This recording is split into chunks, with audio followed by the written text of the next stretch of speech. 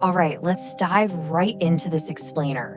We're looking at an anonymous expert report that completely decodes the highly complex evidentiary requirements for marriage-based immigration.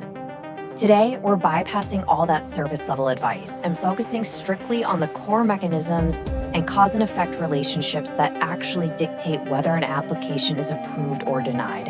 It is a fascinating look into the bureaucratic logic of relationship evaluation. We're going to strictly deconstruct the evaluation matrix these adjudicators use, moving chronologically through 5 core categories: the evidentiary history imperative, relationship progression, social integration, premarital financial commingling, and finally, the preconceived intent trap. So you might be wondering, is the marriage certificate enough? Well, the implicit assumption for a lot of applicants is that post-wedding documents are all you need. You get married, you get the certificate, and boom, you assume the government considers it settled. But actually, immigration authorities operate on a completely different paradigm. To them, that certificate is literally just the procedural end result of a timeline they absolutely need to thoroughly verify. The crucial point here is that your relationship story definitely doesn't start on the wedding day. Premarital history is the absolute backbone of the case. They're analyzing exactly how things developed over time. Without that historical foundation, the entire structural integrity of your application just kind of crumbles in the eyes of the evaluating officer. Okay, jumping into Section 1, the evidentiary history imperative. Now, evaluating officers are explicitly trained to hunt for very specific red flags, primarily a sudden lack of history. They're scanning for evidence that looks like it was frantically thrown together right before an interview. A genuine progression, on the other hand, leaves a passive, steady paper trail over months or even years. So, a sudden absence of that steady accumulation, that's an immediate trigger for intense scrutiny. Expert analysis actually reveals that if you only have evidence from the few weeks leading up to your interview, it triggers an automatic assumption of deceit. The bureaucratic logic here dictates that a real marriage is the culmination of a shared life. And hey, a shared life inherently generates historical data. If you show up with documents dated only after the wedding, you are essentially walking into that interview with a massive flashing warning sign over your head.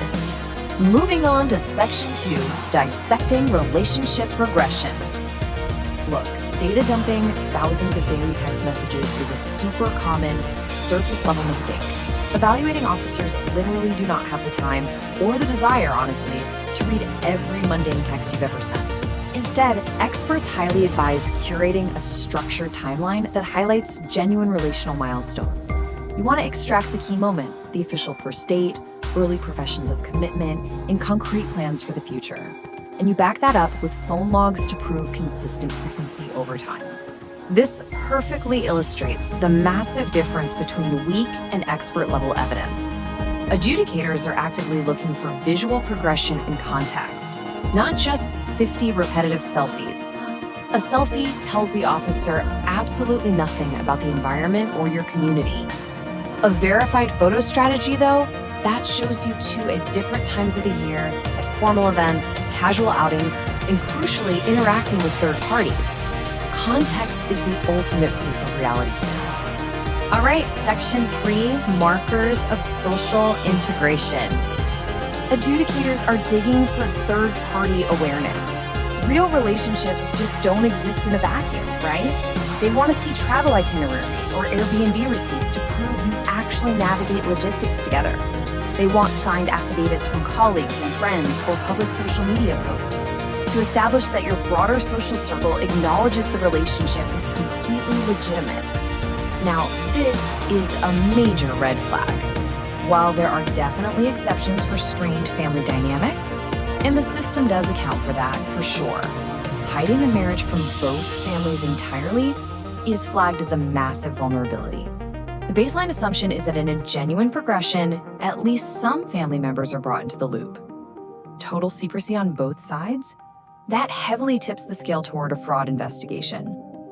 Next up, Section 4, proving premarital financial commingling. So, are joint bank accounts actually required before marriage? A lot of people think a premarital joint account is absolutely mandatory, but expert analysis provides some really non-obvious alternatives that hold just as much weight. The reality is, a lot of genuine modern couples don't immediately merge their liquid assets. Adjudicators completely understand this, provided you can show financial commingling in other practical ways. Evaluating officers will totally accept practical commingling. We're talking about things like paying separate utility bills for the exact same address, or holding joint Costco memberships. These are powerful proofs of a shared life. Having your individual driver's licenses registered to the same address, or showing up as emergency contacts on workplace documents. That carries immense evidentiary weight. It proves financial and logistical entanglement without needing that traditional joint bank account. Which brings us to Section 5. The preconceived intent trap. Can premarital evidence actually jeopardize your case? Believe it or not, yes, it absolutely can. Curating too much of the wrong kind of premarital evidence can trigger an automatic denial mechanism. This is a severe procedural trap where an applicant's eagerness to prove their relationship backfires horribly because they didn't understand the strict legal definitions of their specific visa category. Let's unpack this mechanism. Entering the country on a temporary, non-immigrant visa, like a tourist or student visa, with the hidden primary purpose of marrying and adjusting your status is considered visa fraud. That's what they call preconceived intent. A non-immigrant visa inherently requires the intent to leave the country. If the evaluating officer determines you always intended to stay, well, you've legally misrepresented yourself to the government. And here is the danger zone. If an adjudicator sees receipts for wedding venues or a photographer dated before your arrival on a non-immigrant visa, it proves preconceived intent. It legally jeopardizes the entire application. You might submit that venue receipt thinking, hey, this proves we have a real wedding planned. But what the officer sees is documented, undeniable proof that you lied to border control when you entered as a tourist. So context is absolutely everything here. Evidence that is perfect for a fiancé visa is literally fatal evidence of fraud if submitted under a student or tourist visa. A fiancé visa exists specifically for entering the country to get married, so yeah, pre-arrival planning is required. But applying that exact same logic to a non-immigrant visa creates a massive, unforced error that can ruin the entire petition.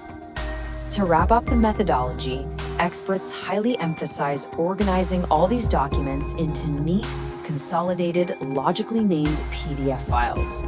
Please avoid the random data dumping of single photos or receipts. If you submit a chaotic pile of poorly named files, you're forcing the officer to do all the analytical heavy lifting. By curating your evidence logically, you guide them directly to the conclusion that your case is authentic and fully compliant with their matrix. So it all comes down to this. If your relationship started today, what paper trail are you leaving behind for tomorrow's adjudicator? It's a procedural reality we all have to consider. Are you accidentally looking like a fraud, or are you strategically curating your authentic history? Understanding this bureaucratic logic completely shifts how you view your paper trail. Every photo, every lease, every travel itinerary is a critical piece of a much larger puzzle.